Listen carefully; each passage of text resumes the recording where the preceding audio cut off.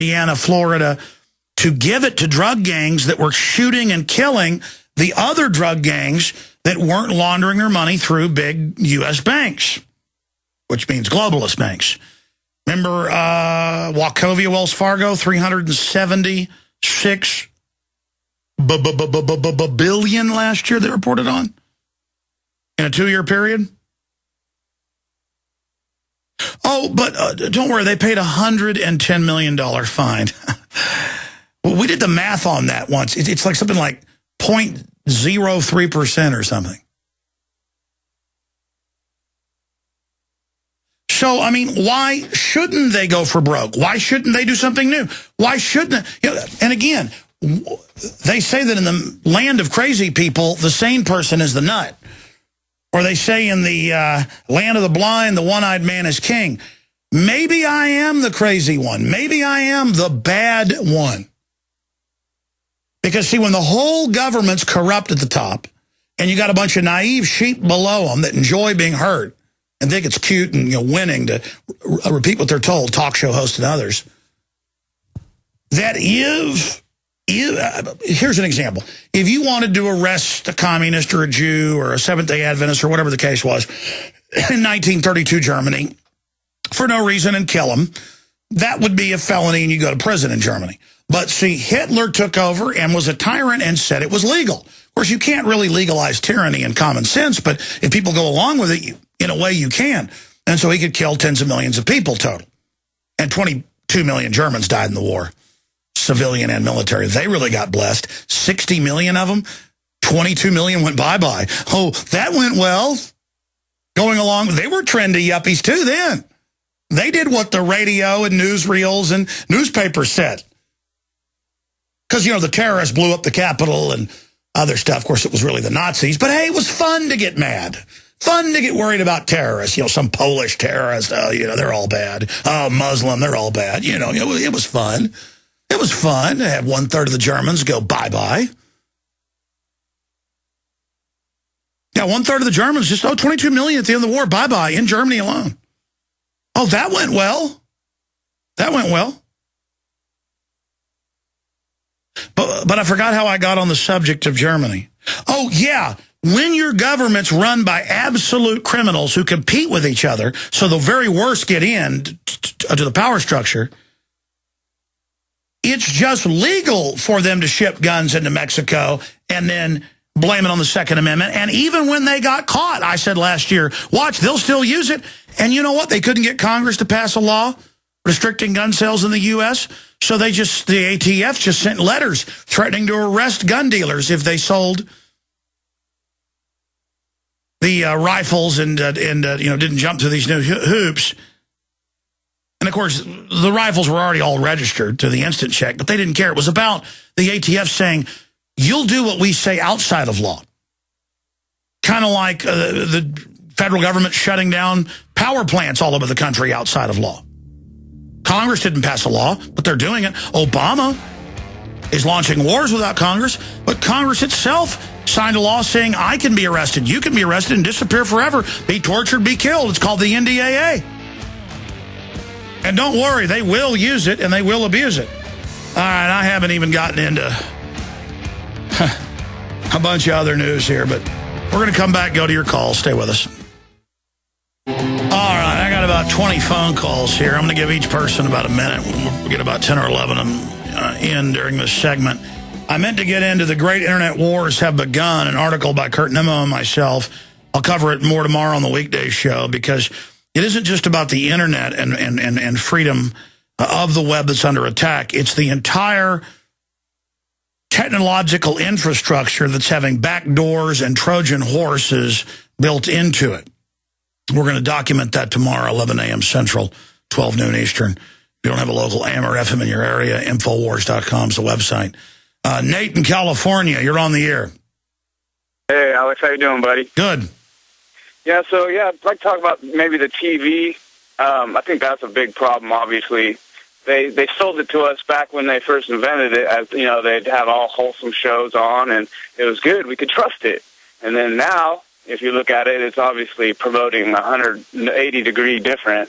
And I think that is where a huge problem. But it's more than that. It puts people into a mesmerized, near sleep state. It's a quasi-waking, sleeping dream state, similar to hypnotism. Yeah, for sure. You realize the brainwaves overall, the average person is in a lower brainwave state than they were before television was invented. I mean, people are actually in a trance. That's why they won't listen to you. Yep, and it's sad. One thing about Ron Paul, if I could, I believe he's the only one that is electable because, yeah, if Newt Gingrich or Romney gets in, he's only going to get the far extreme right. I mean, we need somebody like Ron Paul that's going to get a Democrat and an Independent and a Republican. So, well, you're right. You're right, Nate. The polls show that Ron Paul does better than any other Republican candidate head-to-head. Gallup and others show this against Obama. But more than that, he's the only real candidate that isn't bought and paid for by the globalist. Right, yeah, no, I see that 100%, but I try to tell that to Newt Gingrich supporters, you know, and all that kind of thing, but... Sure, anyway, I hear you. I'm going to jump. Good points. The average talk show host just repeats the talking point that Ron Paul can't win as a self-fulfilling prophecy and thinks that they're a winner because they go along with the propaganda that he can't win. And then when he doesn't win, they're satisfied and feel like they're winners. And that's a self-fulfilling prophecy of fraud. And Ron Paul's really freaked him out being in second place in most polls. The fact that he's basically bucked all that. But it's a manifestation of the awakening. Great points, Nate. Robbie in New York, you're on the air. Hey, how you doing, Alex? Good. Yeah, Newt Gingrich just kind of came out of nowhere last night, didn't he?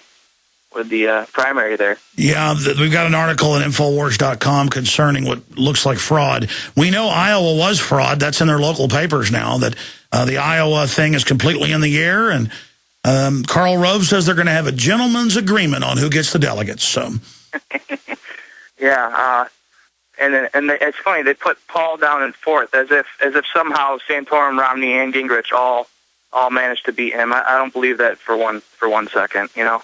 Well, we've had top elections experts on, and they say South Carolina is just fraud central. Yep. But one more thing, it looks like Issa, you know how he's a former ATF head. He's kind of acting like he's trying to act like he's actually trying to get some answers, but at the same time, you know, he's trying to protect, you know, the past administration and whatnot. So he's putting up a show that he's actually trying to prosecute these guys, and at the same time, he's not really doing anything about it. You know, I mean, I don't know.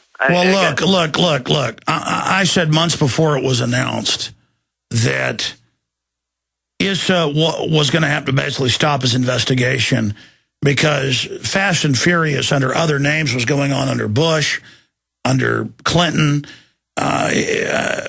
Iran-Contra wasn't the first time our government shipped guns out and drugs in. They shipped the guns out to the gangs to control the supply.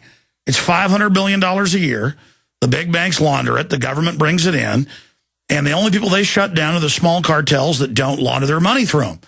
They made drugs illegal. Our government made drugs illegal in the 30s because alcohol prohibition had ended.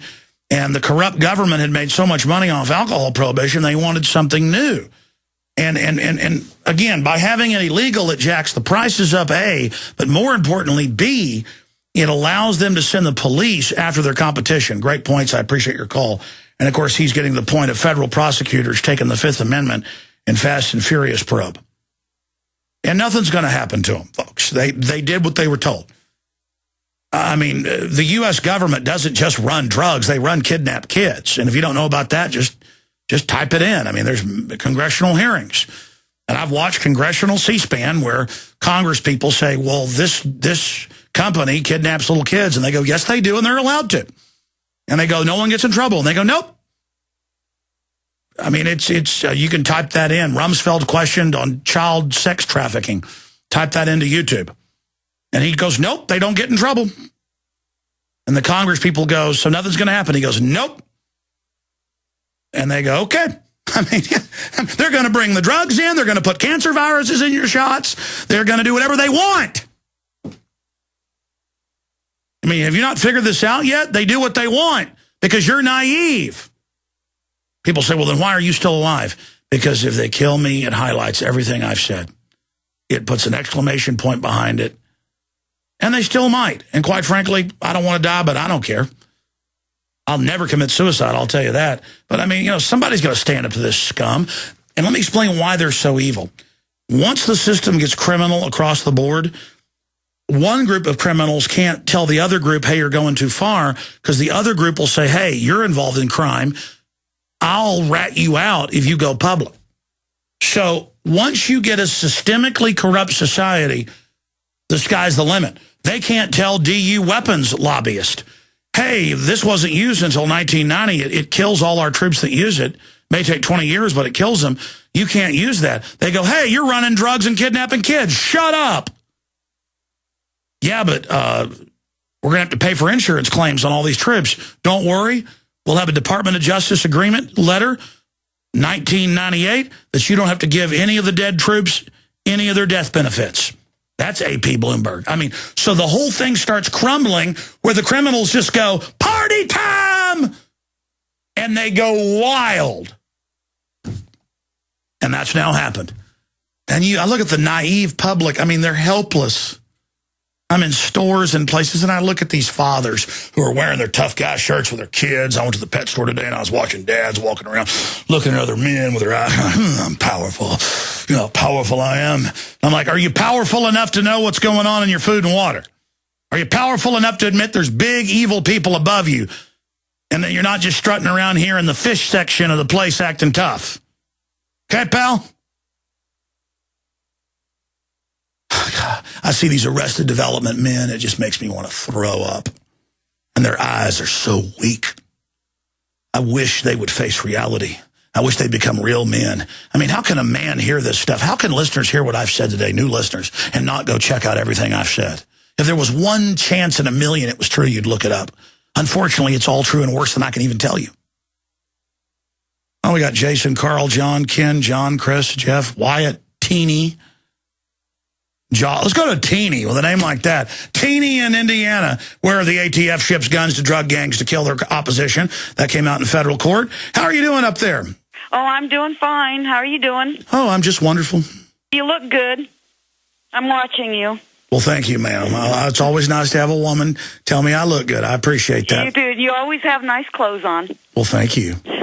Anyways, I wanted to tell you, I've got a new thing for the prostitutes. It's educated, stupid prostitutes. Educated because they went to school. Stupid because they're too stupid to leave their pimps. That's a good name. But, I mean, I think I'm going to steal Wayne Paul, brother Ron Paul's term, the sewer line media or the sewer stream media. Because we already think of them as mainstream. No, they're the sewer stream. I appreciate your information there. Good to hear from you. Let's go ahead and talk to Jason in Texas. Jason, you're on the air. How are you doing today? I appreciate you putting up with me, brother. I'm doing good. All righty. I got one little data point. Just recently, I watched the new Planet of the Apes movie, The Rise of the Apes. Yeah, it's about a bioweapon, yeah. Yeah, and they had some sort of mistake there at the biolab, and one of the attendants... And everybody dies. After the credits, it shows the map of everyone on Earth dying. Isn't it beautiful?